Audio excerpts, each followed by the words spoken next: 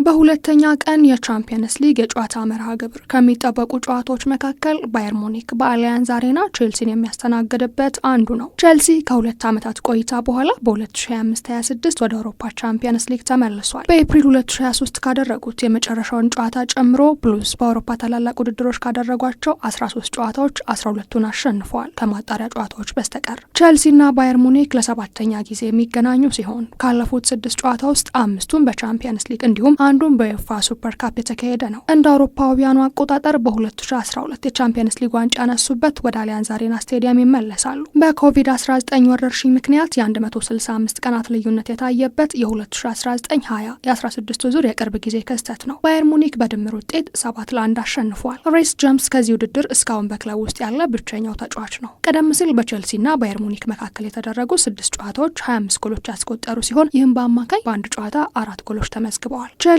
መቶኛውን ከሜዳ ውጭ የቻምፒየንስ ሊግ ግጥሚያውን ያደርጋል። የእንግሊዙ ክለብ በአውሮፓ ውድድር ከ10 የተለያዩ የጀርመን ቡድኖች ጋር ተጫውቷል። ከጀርመን ቡድኖች ጋር ባደረጉት 28 ጨዋታዎች 13ቱን ሲያሸንፉ 8ቱ ናቸው ወጥተዋል። በ7 ደግሞ ሽንፈት ገጥሟቸዋል። ሰማያዊዎቹ ከጀርመን ቡድኖች ጋር ባደረጓቸው 14 ጨዋታዎች 5ቱን አሸንፈዋል። ስቱትጋርት ባየር ሙኒክን በፍጹም ቅጣት ምት፣ ሻልከን 2 ጊዜና ሀደንየምን። የቼልሲ 23 ተጫዋቾች ለአውሮፓ እግር ኳስ ማህበር የገቡት በድምሩ 117 የቻምፒየንስ ሊግ ጨዋታዎችን ተሰልፈዋል። የባየር ሙኒክ ቡድን በመካከላቸው በአጠቃላይ 860 የቻምፒየንስ ሊግ ጨዋታዎችን አድርጓል። እንግሊዛዊ ተጫዋች ሬስ ጀምስ 30 ጨዋታዎችን በማድረግ ከየትኛውም የቼልሲ ተጫዋቾች በበለጠ የቻምፒየንስ ሊግ ጨዋታዎችን ተጫውቷል። በመቀጠል ጄሚ ጊተንስ 23 አድርጓል። ሮብ ሳንቼዝ፣ ፊሊፕ ጆርገንሰን፣ ሌቪ ኮልዊል፣ ጆል ሃቶ፣ ማለጉስቶ፣ ሞይስ ካይሴዶ፣ አንድሬስ ሳንቶስ፣ ፔድሮ ኔቶ፣ ጃኦ ፔድሮ እና ኤስቴቫ ኦዊሊያን በውድድሩ ላይ ያልተሰለፉ ተጫዋቾች ናቸው። የዩኤፋ ህጎች የውሰት ተጫዋቾች ከእናት ክለባቸው ጋር እንዲጫወቱ ስለሚፈቅድ ቼልሲዎች ባሳለፍነው ሳምንት መጨረሻ ላይ ባየር ሙኒክን የተቀላቀለውና የመጀመሪያ ጨዋታውን ያደረገው ኒኮላስ ጃክሰን ሊገጥመው ይችላል። ኮል ፓልመር ለቼልሲ በሁሉም ውድድሮች 100ኛ ጨዋታውን ያደርጋል። በአንጻሩ የጀርመኑ ክለብ ባየር ሙኒክ ከ2008/9 ጀምሮ በሁሉም የውድድር ዘመን በቻምፒየንስ ሊግ ላይ ተሳትፎ አድርጓል። ሙኒክ በዚህ የውድድር ዘመን ያደረጋቸውን 5 የሊግና የዋንጫ ጨዋታዎች በአጠቃላይ 19-5 በሆነ ውጤት አሸንፏል። የጀርመኑ ክለብ ለመጀመሪያ ጊዜ በአውሮፓ ዋንጫ የተሳተፈው በ1969/70 የውድድር ዘመን ቢሆንም በመጀመሪያው ዙር በሴንት ኤቲየን ተሸንፏል። ከዚያም ውድድሩን ከ1974 እስከ 1976 በተከታታይ 3 ጊዜ አሸንፎ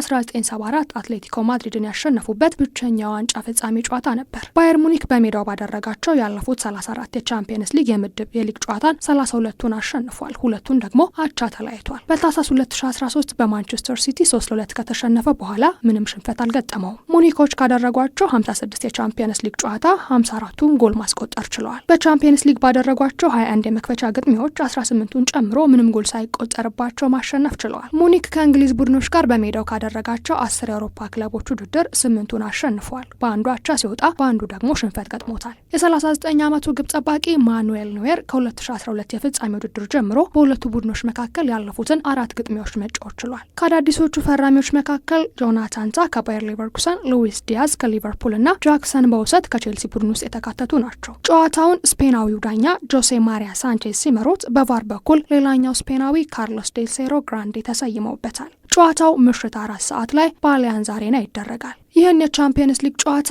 ማን በበላይነት ያጠናቅቃል? ባለሜዳው ሙኒክ ወይስ እንግዳው ቼልሲ?